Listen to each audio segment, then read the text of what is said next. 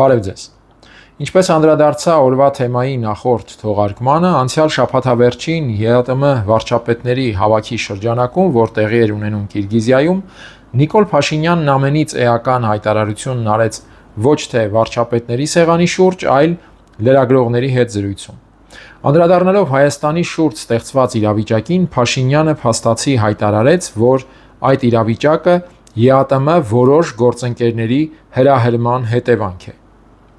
Նա ակնհայտորեն նկատի ուներ Լուկաշենկոին։ Դա եզրակացնում եմ դիտարկելով Փաշինյանի հայտարարությունը։ Հայաստանի վարչապետն ասում է, որ ԵԱՏՄ որոշ գործընկերներ հայտարարեցին, որ Հայաստանը գնալու տեղ չունի, Հայաստանը ոչ մեկին պետք չէ, եւ Երևանը այդ ամենը ընկալեց ոչ թե բացասաբար, այլ դրական եւ մոտիվացված փորձեց փնտրել, ցույց տալ, որ կա գնալու տեղ, կա այլընտրանք։ Սրանից եզրակացնում ենք, որ Փաշինյանը հրահրող որոշ գործընկերներ ասելով նկատի ունի հենց Բելարուսի նախագահ Լուկաշենկոին։ Ինչն է այստեղ ամենից էականը։ Եթե փոքր-ինչ շարունակեմ նախորդ թողարկմանն արածս անդրադարձը։ Փաշինյանը փաստացի խոսում է իրավիճակի պատասխանատուի մասին։ Այլ կերպ ասած, սա վկայում է, որ իրադրությունը հասել է մի կետի, երբ պատասխանատվության հարցը դառնում է շատ էական, կամ հասել է այդ կետին, կամ ընդհուպ մոտեցել։ Եվ այս տեսանկյունից, երբ նա խոսում է, որ հրահրել են որոշ գործընկերներ, դա նշանակում է, որ խոսում է պատասխանատվության մասին, խոսում է պատասխանատուի մասին։ Եվ այստեղ զարմանալի չէ իհարկե, որ Փաշինյանն իրենից հեռացնում է պատասխանատվությունը, սա առաջին դեպքը չէ եւ հաստատ չի լինելու վերջինը, անկախ թե ինչին կվերաբերի հարցը։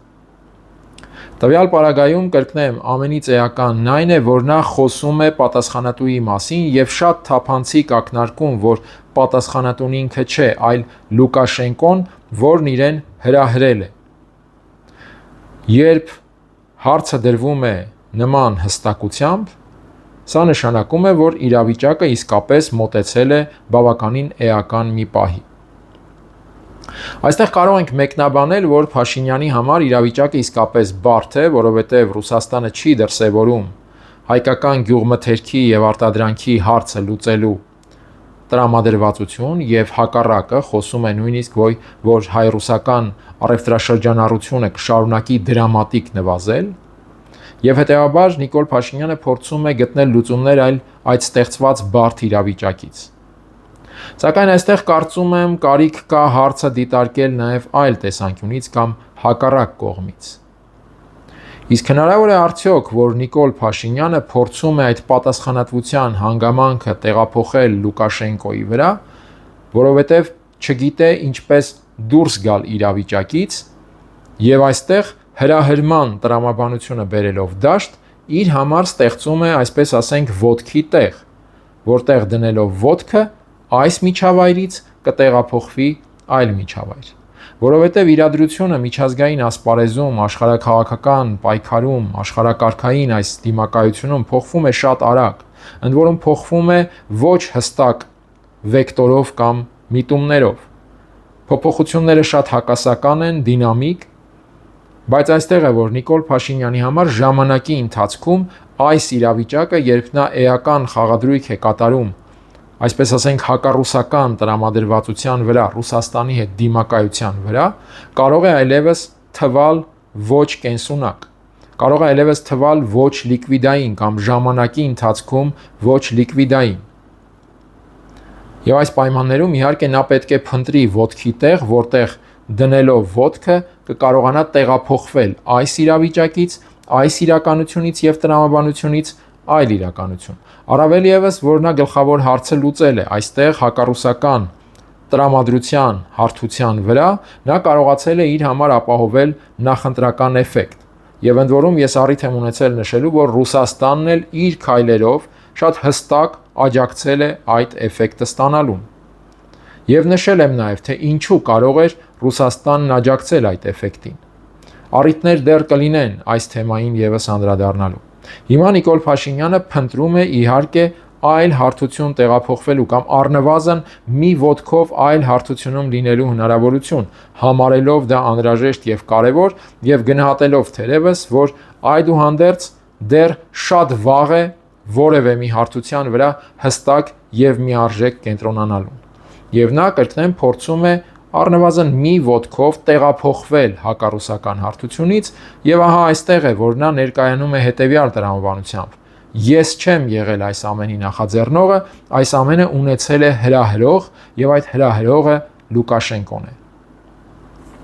Սա է ամենից էականը, եւ ահա թե ինչու եմ համարում, որ Կիրգիզիայում այդ 2 օրերի ընթացքում Փաշինյանի արած հայտարարությունների շարքում առանցքայինը հենց սա է, որովհետև սա է նշանային, սա է ցույց տալիս իրավիճակի դինամիկայի եւ փոփոխության որոշակի միտումներ։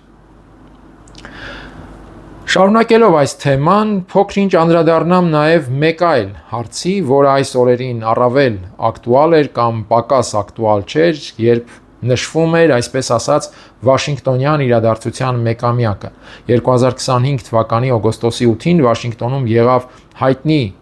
իրադարձությունը եւ հայտնի հայտարարությունը Փաշինյան, Ալիև եւ ՎԿ Թրամփ։ Հայտարարություն, որը առերևույթ հայ-ադրբեջանական խաղաղության հաստատման մասին էր, իսկ գործնականում Թրամփի ուղու կամ այլ կերպ ասած Կովկասով անցնող ճանապարհների հարցում կամ միջին միջանցքի հարցում ամերիկյան իրավունքի ամրագրման մասին։ Մեկ տարի անց օգոստոսի 8-ին տեղի ունեցավ բավականին հետաքրքիր մի պատկեր։ Նիկոլ Փաշինյանը հրապարակեց շնորհավորական ուղերձ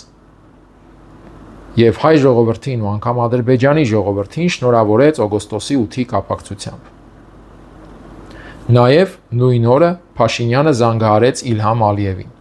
Այստեղ շատ էական է այդ զանգի հանգամանքն ինքնին, սա փաստացի առաջին այդպիսի ձևաչափով շփումն է նրանց միջև։ Սա նշանակում է, որ Փաշինյանը ունի պայմանական իմաստով Ալիևի համարը եւ կարող է զանգահարել նրան։ Հիշեցնեմ, մեկ տարի առաջ, երբ Փաշինյանին ճանապարհում էր Սպիտակ տնից, Թրամփը նրան ասել էր. եթե խնդիր կլինի, զանգահարիր։ Մեկ տարի անց Փաշինյանը զանգահարում է Ալիևին եւ ոչ թե Թրամփին։ Այստեղ էական չէ խնդիր եղել է թե ոչ, որովհետեւ օրինակ 2025-ի օգոստոսի 8-ից ընդամենը 2 ամիս անց Շարմ էլ-Շեյխում խաղաղության գագաթնաժողովի շրջանակում Փաշինյանը ստիպված էր Թրամփին հիշեցնել իր մասին, որ ինքը Հայաստանի վարչապետն է։ Այստեղ էականն այն է, որ մեկ տարի անց այլևս չկա Թրամփի հեռախոսահամարի խնդիր։ Մեկ տարի անց Փաշինյանը փաստացի մնացել է Ալիևի հեռախոսահամարի հույսին, եթե լինի որևէ խնդիր։ Մյուս էական հանգամանքը Փաշինյանը ուղերձ է հրապարակում Հայաստանի հասարակությանը, թեպետ շնորհավորում է նաև Ադրբեջանի ժողովրդին, բայց սա ընդհանուր առմամբ ինչ-որ անհասցե ուղերձ է։ Ի տարբերություն դրա Ալիևը նամակ է գրում Թրամփին օգոստոսի 8-ի մեկամյակի կապակցությամբ։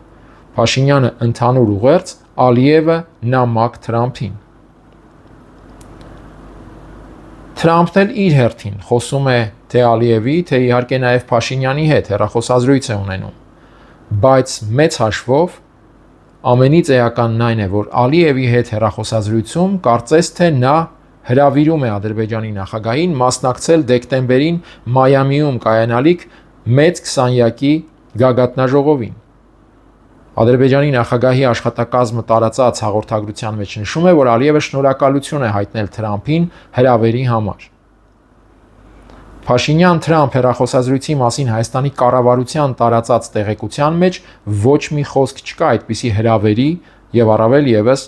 հրավերի համար շնորհակալության մասին։ Ստացվում է Ալիևն արժանացել է Թրամփի հրավերին, իսկ Փաշինյանը ոչ։ Առերևույթ սա ինչ-որ բալանսի խախտում է, բայց միայն նրանց համար, ովքեր այս մեկ տարվա ընթացքում համարել են, թե օգոստոսի 8-ի հայտարարությունը ինչ-որ բալանսավորված խաղաղության մասին կամ բալանսավորված գործընթացի մասին հայտարարություն է։ Ինքս բազմիցս տարբեր առիթներով ներկայացրել եմ, որ Թրամփի ուղի ասված ծրագիրը ընդամենը ռեգիոնալ մակարդակում, եթե դիտարկենք, Ադրբեջանի եւ Միացյալ Նահանգների քաղաքական համաձայնությունն է, պարզապես Հայաստանի տարածքում, եւ մեկ տարի անց այս կոմունիկացիոն դրվագի տրամաբանությունը գալիս է հաստատելու իմ այդ գնահատականը։ Իհարկե ավելի բարձր կամ մակրո քաղաքական մակարդակում Միացյալ Նահանգները Թրամփի ուղին քննարկելու է իհարկե այլ խաղացողների հետ, մասնավորապես Մոսկվայի եւ Պեկինի։ Բայց ռեգիոնալ տրամաբանության մեջ կրկնեմ,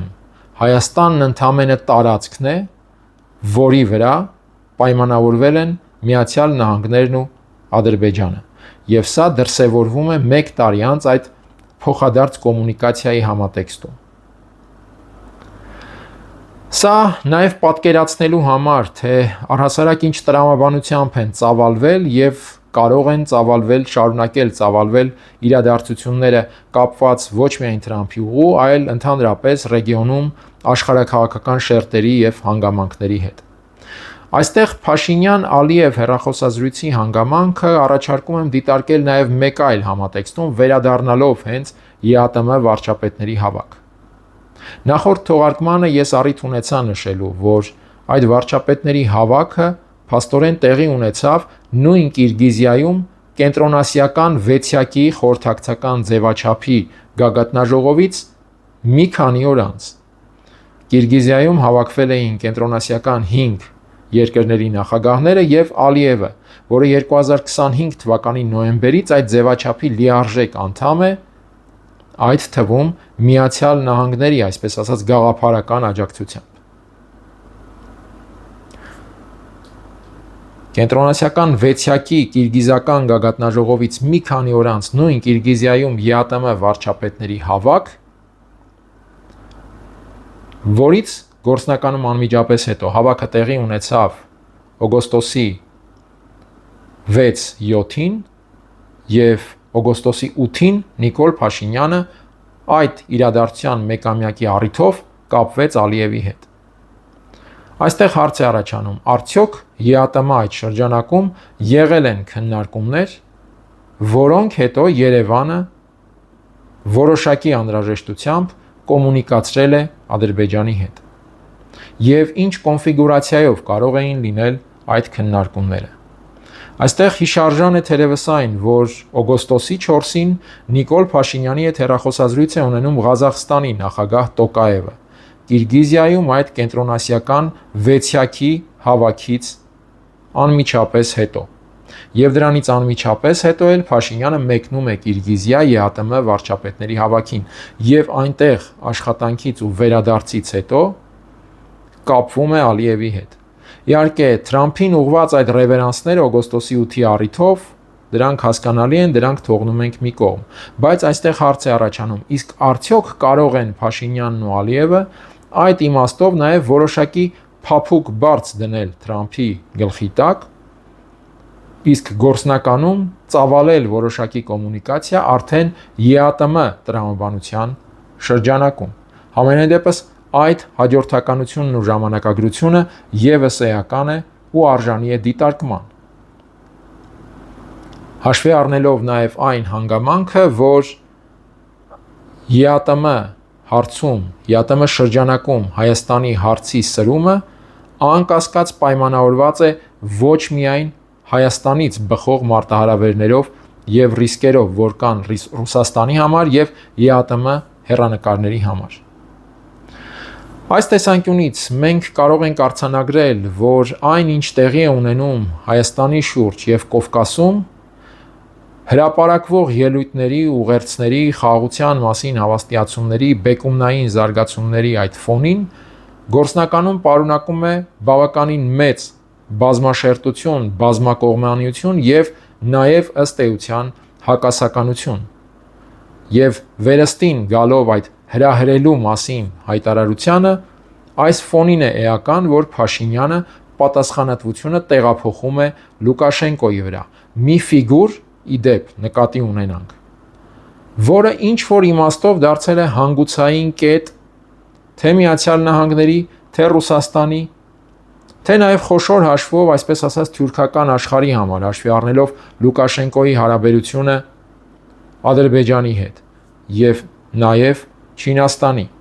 Լուկաշենկոն մեծ հաշվով վերջին ամիսներին դարձել է հանգուցային կետ, ես հիշեցնեմ, նա բավականին սերտ կոմունիկացիայի մեջ է նույն Թրամփի աշխատակազմի հետ։ Այդ շրջանակում օրինակ Լուկաշենկոն բաց է թողել մի շարք քաղբանտարկյալների անկասկած դրա դիմաց ստանալով ինչ-որ բան։ Սա բնականաբար չէր կարող տեղի ունենալ առանց Ռուսաստանի հետ կոմունիկացիայի կամ փոխհամաձայնության։ Մոսկվան կարծես թե որևէ կերպ չի առարկել նրա եւ Թրամփի վարչակազմի այդ շփումներին։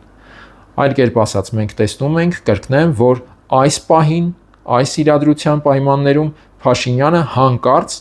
Հայաստանի շուրջ ստեղծված իրավիճակի հրահրող է դիտարկում մեկին կամ հռչակում մեկին, որը մեծ հաշվով դարձել է տարբեր դերակատարների հակասությունների կամ հնարավոր համաձայնությունների հանգուցային պայմանական մի կետ։